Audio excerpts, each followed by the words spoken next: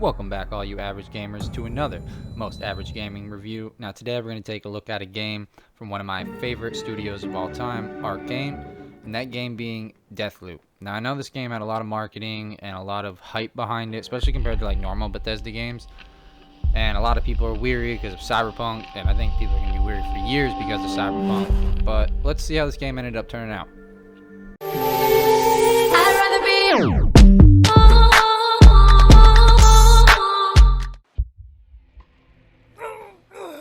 for the last time. Why can't you remember? I don't know if you just give me a second. Oh, you're not even trying. Oh, lady, I have no idea. Oh, shit, that's not good. You just hurry up already. So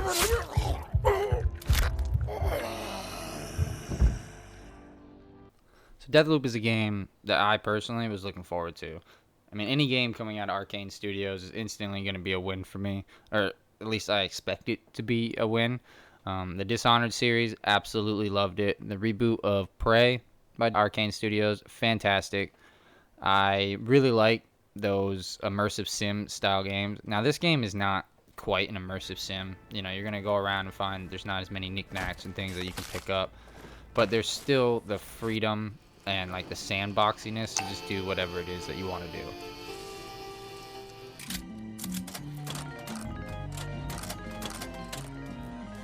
You know. I wish you were here. I wish I could see your little face. And I know a lot of people that did pay attention to this game were a little weary because of Cyberpunk and all the hype that came out with it and things like that. People thought that maybe this game is going to kind of flop. And maybe it's being overhyped because it's one of PlayStation's last Bethesda games, which, you know, by the way, fuck you, Microsoft. I love Bethesda. Now I gotta go buy an Xbox just to play freaking Elder Scrolls 6. Absolutely utterly ridiculous. But whatever. That's besides the point. It's not, I'm not kidding. The generators will power things through switches that require power, lights and other items, and then you run wires that connect them all, and again, it just works. All of this just works. All of this just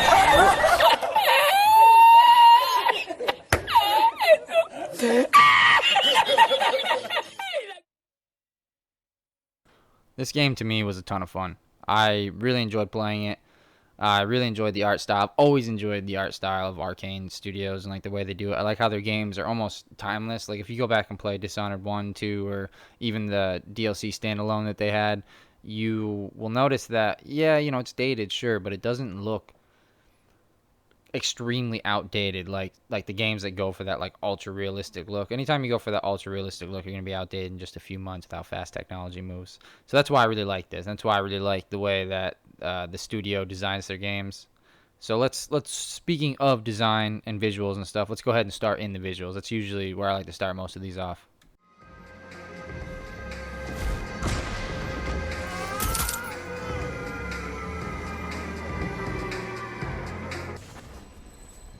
Hey, guys. I have secret information. Okay, what is it? Hey, Cold, what you doing? Read. Really? I've read more books than anyone could in 3 lifetimes. Sure, but you've never written any. Everything I ever wanted is here. An important role. Time for interests. So visually, this game to me is awesome. I really like the art style, like I was saying earlier in the intro, but I really like the way they design levels to go with their art style. I love the way they design characters. I love the way they design their guns. Like I've always been a big fan of like say like Borderlands and guns that kind of are a little more zany, and even games like Destiny that kind of have some of those weirder, crazy, zany guns. I always like that type of design. That's why I like Arcane games and specifically Deathloop. Now I will say that Deathloop definitely has a much smaller arsenal than say games like Prey or Dishonored 2. Dishonored 1 had a pretty limited arsenal, being, you know, dated by its time and technology and such. But the game that really took off, in my opinion, was Prey, because you kind of had like those mimic abilities on top of all your gadgets and guns and stuff like that. So that's when you really had a full-blown arsenal. They kind of reined it in a little bit for this one.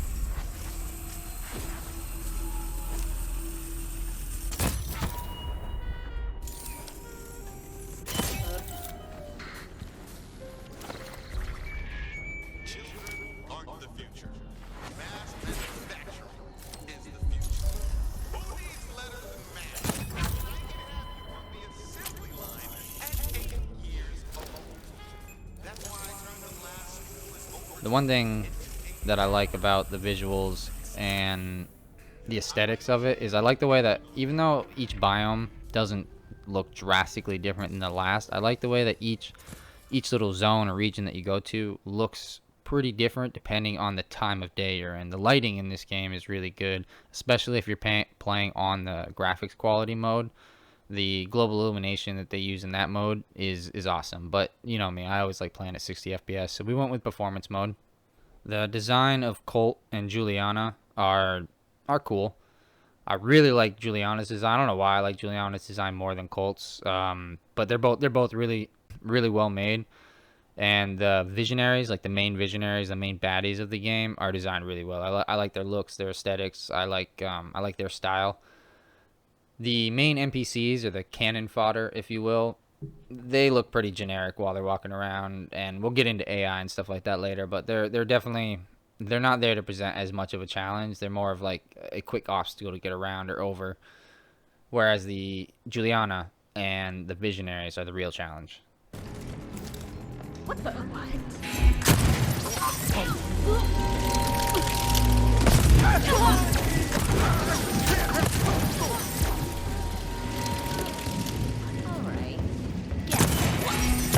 Alright, got 10 of you left.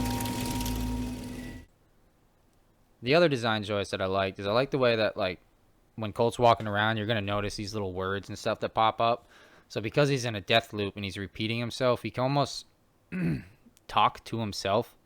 And these words are like past messages that he's left for himself. It kind of reminded me of like Dark Souls games, except it's just, you know, computer generated, meant to be there at that time and stuff. Like, you're meant to see him. It's not like just other people leaving messages for you. That would be cool, though. The words that you do see around aren't necessarily helpful as much as they are just kind of funny, little quips, little things like that. Speaking of quips, the quips that Juliana and Colt have back and forth are excellent. I laugh most of the time. Every once in a while you'll get a little cringiness, but I mean that comes. Hi, Colt. What's up? Huh? I just killed you. You did, technically, but you also didn't. It's kind of hard to explain without complex How many diagrams. versions of you are there? Versions, not really the right term. Don't worry. There's one me that you need to kill, but there's also other me's that will try to kill you. See? So you're hiding from me now. Never. I'm always here. You just can't remember where to look. With any kind of comedy, like I've never found any comedy, you know, thoroughly 100% funny. But this game has like a slapstick type of humor that I definitely enjoy, especially mixed with like the sandbox of the environments and being able to do whatever the hell you want to do. Definitely, you're gonna get some laughs out of the game, that's for sure.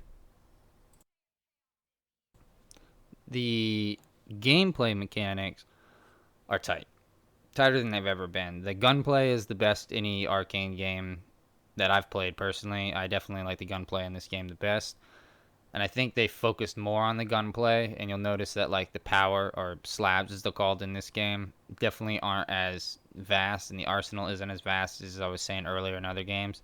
But what you do have is unique, and you do have, I had a lot of fun with it, especially once you start upgrading the slabs, which definitely can create different play styles to play. Like you can easily go through the entire game and run and gun for sure. Like the AI of the NPCs is laughably bad, but the AI of Juliana and the AI of the Visionaries is definitely a step up from what you will get from, you know, your standard NPC walking around.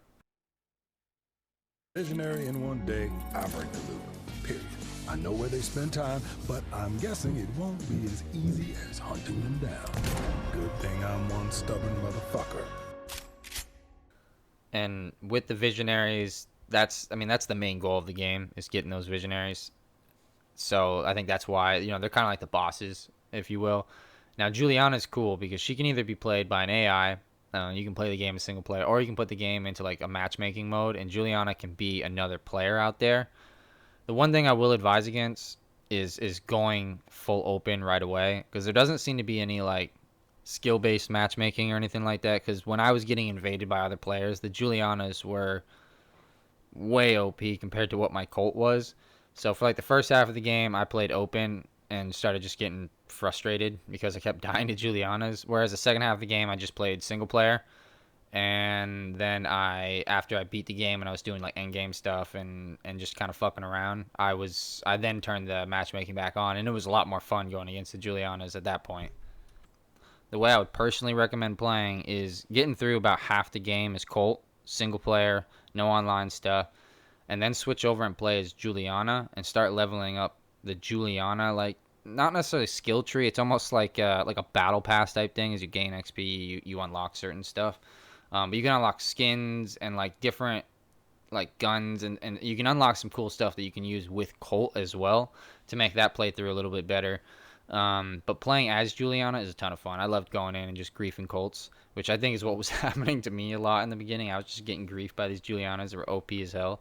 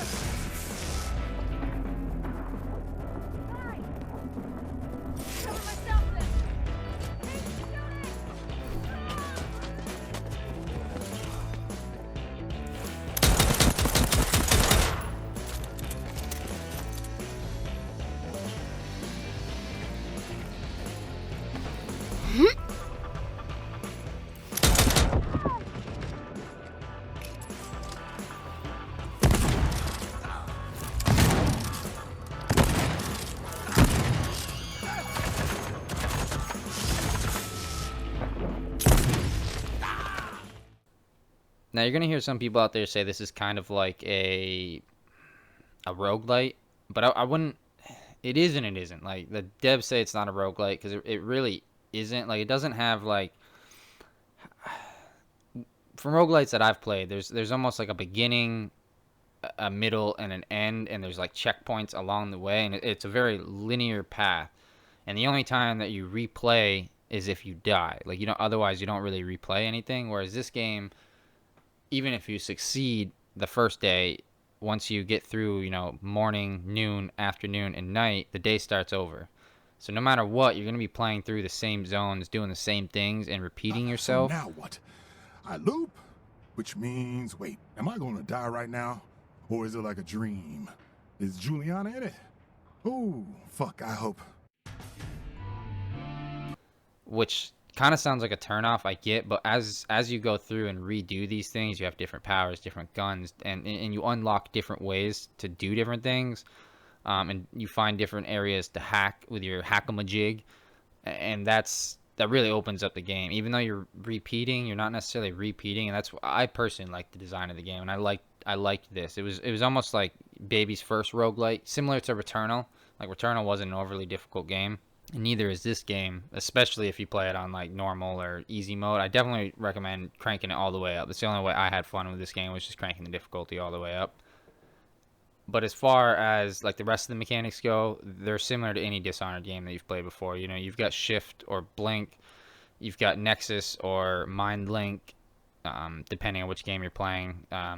These games always kind of seem to share similar powers. There's definitely some new ones here. Like there's this one that I can't remember what it's called exactly off the top of my head, but I always call it like beast mode. You basically start taking less damage and giving more damage, and you can upgrade it in ways. So like when you take damage, you actually get health, and like there's all different ways to upgrade each and every power or slab.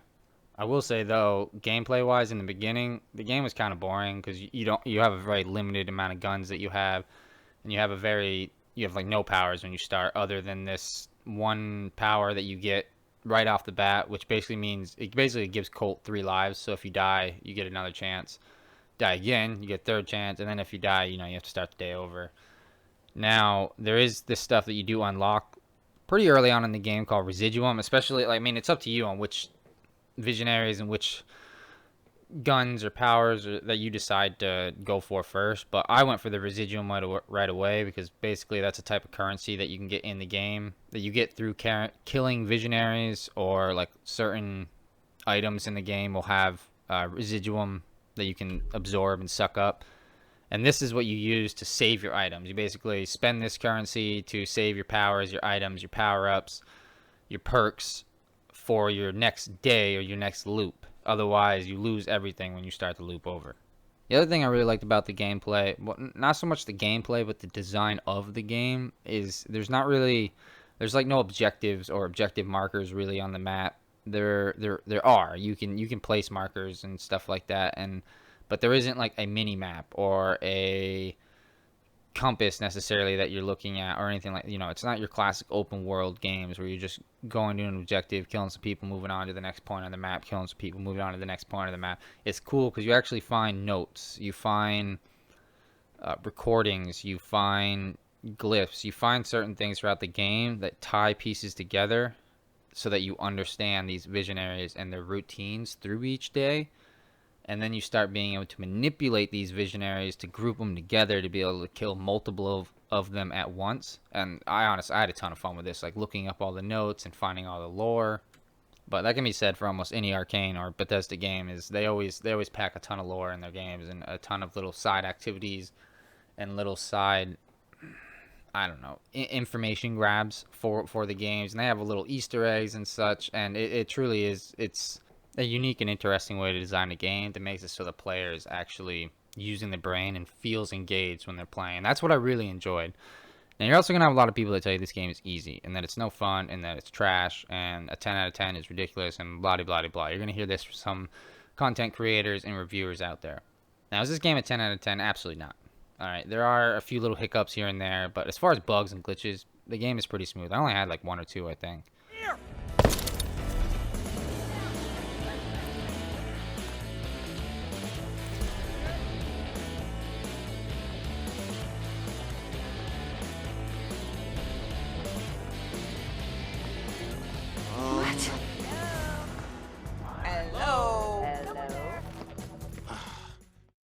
But as far as difficulty, the game is what you make it, and there are moments where the game is certainly difficult. But the one thing I've really noticed is that it's not a game like I said, you can go right through and run and gun the entire time, no problem, no issue. All you have to do is literally just spray and spray. If you're a halfway decent FPS player, you're gonna have no problem. Like I said, the NPC's AI is no fun. But what I do is I like playing stealthily. I like going around and finding different entrances and finding hidden mechanics, and I like tying different powers and weapons together, and I like finding and playing with the sandbox mechanics of the game. So when you hear these people that say this game is whack and it's trash, personally I think the people just didn't give it a chance to be fun. Because like I said, the first couple hours is pretty boring because you don't have a lot of stuff yet, but towards the mid game and the end game, I was having a blast.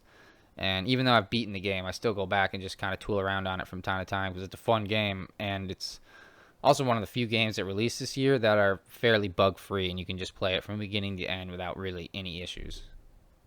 So real quick before we get to my conclusion here, for those of you that have stuck around here towards the end, I just want to say thank you, and I want to say, go ahead and drop a like, a dislike. It ain't going to hurt my feelings. It just lets me know that I'm either doing the right things or the wrong things.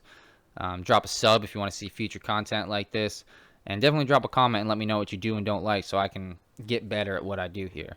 Because I do make these videos for y'all. I mean, I enjoy what I do, of course. I mean, who doesn't love playing video games? Well, I mean, I guess there are some people, but whatever, besides the point.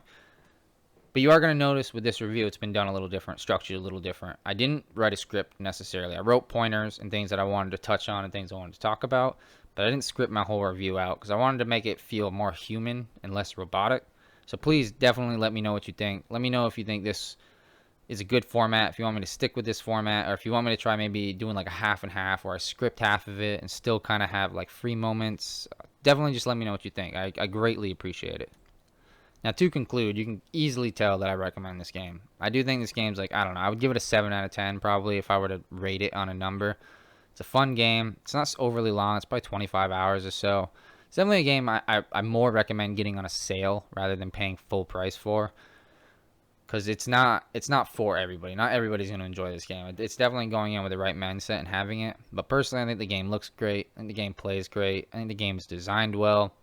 And I've always had fun with Arcane games. So if you trust any of my previous opinions and my previous reviews on what I've said I do and don't recommend, then this game is for you. Trust me, it's definitely for you. As always, this video has been brought to you by Glitch Energy. When every second counts, go ahead and grab a glitch just to make the most of every play. Now, when you're an average player like me, trust me, you need a little something extra to get that focus in so you can hit those shots. Now, Glitch Energy does it for me every time. This is bigger than you and me! Thanks all you average viewers. I do appreciate you sticking around. As always, stay safe, stay healthy, and go make some average plays, my friends. I will catch you on the next one.